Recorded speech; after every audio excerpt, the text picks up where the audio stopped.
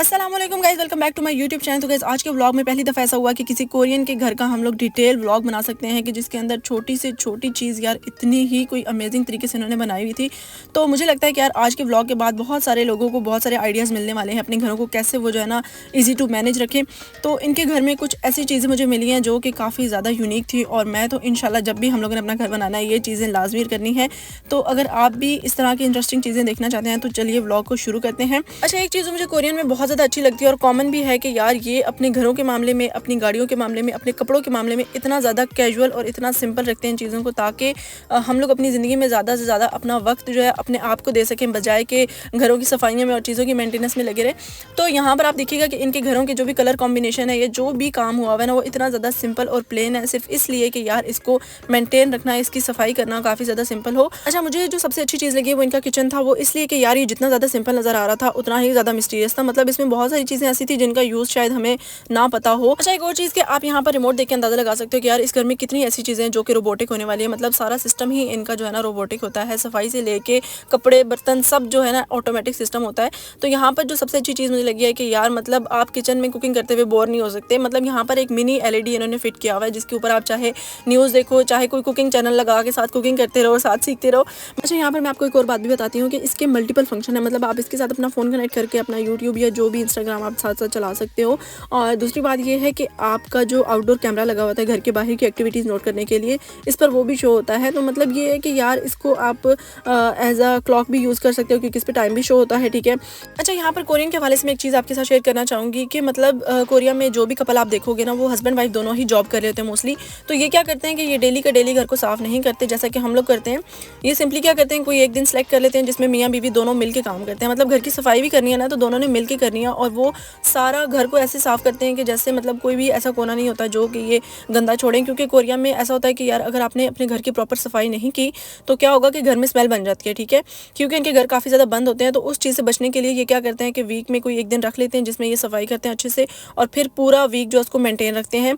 मतलब जिसने जो चीज़ जहाँ से उठाई है वो वहीं पे रखेगा। और बर्तन धोने के लिए भी यहाँ पर ये डिश वॉशर, और क्लीनिंग के लिए इनके वैक्यूम्स होते हैं। मतलब कोई भी ऐसा काम नहीं है जो इनको खुद अपने हाथों से करना पड़े। इवन के कुकिंग के लिए भी इनकी मशीन्स होती हैं। तो बहुत सारी ऐसी चीज़ें हैं जो कि मुझे कोरिया में आकर ही पता चली हैं कि यार ये काम भी ऐसे हो सकता है। तो ये चीज़ है कि यार जो कंट्री जितनी एडवांस होती है उनके लोग भी फिर उतना ही ज़्यादा एडवांस हो जाते हैं। तो यहाँ पर ये भी एक छोटी सी चीज़ थी जो मैंने सोचा कि यार आपके साथ शेयर कर दूँ कि ये जो होल्ड है, ठीक है, ये भी एडजस्टेबल है। अच्छा, आप ये चीज़ देखें, आपके मतलब छोटी से छोटी चीज़ भी ना इतनी ज़्यादा मैटर करती है। मतलब स्पेशली मैं इस चीज़ से गुजरी हूँ, मुझे पता है कि यार पाकिस्तान में क्या होता है कि फिक्स होती हैं ये जो भी इनकी शेल्फ बनी होती है वो फिक्स होती हैं। तो कोई हाइट वाली बॉटल आ गई या कोई बर्तन ऐसा है जो ऊंचा है, तो वो क्या होता है कि उसको हम लोग ऐसे टेढ़ा मेढ़ा करके एडजस्ट कर रहे होते हैं।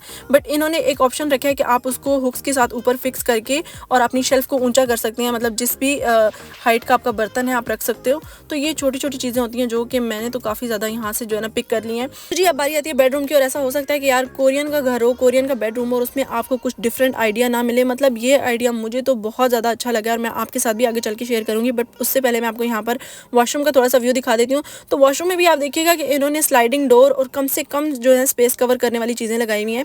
इवन कि यहाँ पर आप लोग इनका सिंक भी देखोगे ना, तो वो भी आपको अटैच नहीं मिलेगा। जैसे पाकिस्तान में ये होता है कि वो टोटली अटैच होते हैं नीचे फर्श के साथ।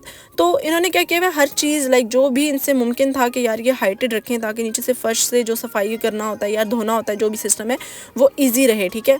यही मेन इनका फोकस होता है कि यार कम से कम गंदगी हो घर में, मतलब कम से कम टाइम लगे सफाई करने में, चीज़ों को मैनेज करने में। और अगर बात की जाए हमारी अम्माओं की, तो मेरी अम्मी तो ऐसी है कि मतलब उनको कोई ना कोई बहाना चाहिए होता है सफाई के लिए। और अगर हम लोगों ने कोई मतलब काम किया, ठीक है, घर की सफाई की, ये बर्तन, तो वो उसको बाकायदा चेक करती हैं, ठीक है। अगर उनको पसंद नहीं आ रहा तो वो दोबारा से सारा काम खुद करेंगी। मतलब उनको ये होता है कि यार कभी वो रमज़ान से पहले पूरा घर जो है ना इधर उधर कर देंगी, उसकी सफाई करेंगी, फिर ईद से पहले फिर घर में कोई भी फंक्शन होगा तो वो प्रॉपर सफाई करती हैं। तो मुझे लगता है कि यार हमारी पाकिस्तानी औरतें ना वो मतलब अपनी ज़िंदगी का आधा हिस्सा जो है ना घरों की सफाई में ही लगा देती हैं। खैर जी, अब बात करते हैं इस कंट्रोल डिवाइस के ऊपर के, मतलब यहाँ से इनके पूरे घर की लाइटिंग कंट्रोल होती है। प्लस ये है कि कोरिया के हर घर में आपको टेम्परेचर बताने के लिए इस तरह की एक डिवाइस ज़रूर नज़र आएगी जिसपे आपको आपके घर का टेम्परेचर पता चल जाएगा कि यार इस वक्त घर का टेम्परेचर क्या है। सेकेंडली ये चीज़ है जो मुझे सबसे ज़्यादा अच्छी लगी है कि यार इन्होंने अपने रूम के अंदर एक ड्रेसिंग एरिया बनाया हुआ है। आप इसको स्टोर कह लें या ड्रेसिंग एरिया कह लें, कुछ भी कह लें, लेकिन ये सबसे बेस्ट आइडिया यहाँ का। मतलब कि ये पहली दफ़ा मैंने देखा है जो कि मुझे बहुत ज़्यादा पसंद आया है।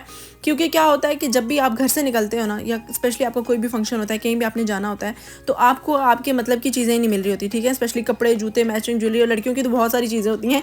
इसका एक और सबसे बड़ा फ़ायदा ये है कि यार आपने जितना मर्जी कचरा फैला लिया ना, मतलब जितना मर्जी गंद फैला लिया कमरे में, आपने सिर्फ क्या करना है, निकलते वक्त दरवाज़ा बंद कर देना है और आपको पूरा घर साफ का साफ नज़र आएगा। क्योंकि मेन कचरा या कहीं जाते वक्त यही होता है कि यार कपड़े इधर, जूते उधर, सब।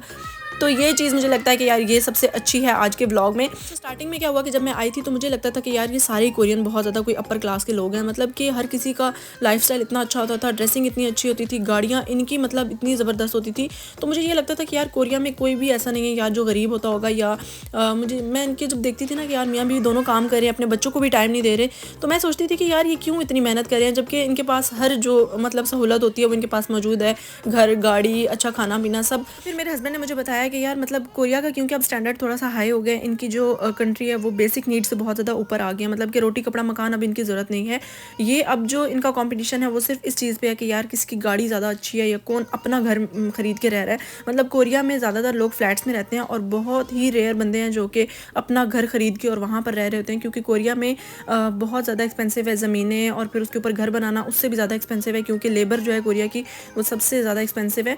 तो ये चीज़ें हैं जो कि ना अब इनका कंपटीशन इस चीज़ पे चलता रहता है, जिसके लिए ये जो है ना जी जान लगा के काम कर रहे होते हैं। तो खैर इन्हीं सारी बातों के साथ साथ मैंने आपको गाइड करना है कि यार इनके घरों में फिक्स की गई मशीनरी के ऊपर। तो ये जो मशीन आपको नज़र आ रही है ये बेसिकली है कपड़े सुखाने के लिए।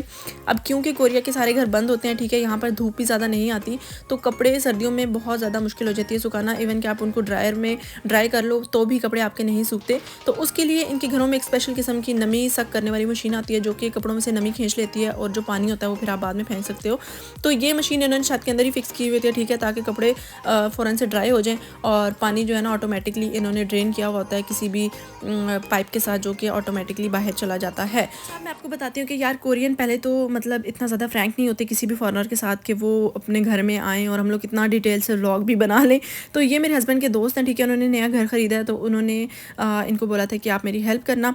तो ये उनकी हेल्प के लिए गए थे, तो उसके बदले में उन्होंने ये इनको थैंक यू खाना खिलाया भाई, क्योंकि जाहिर सी बात है ये मैनर्स में शामिल होता है।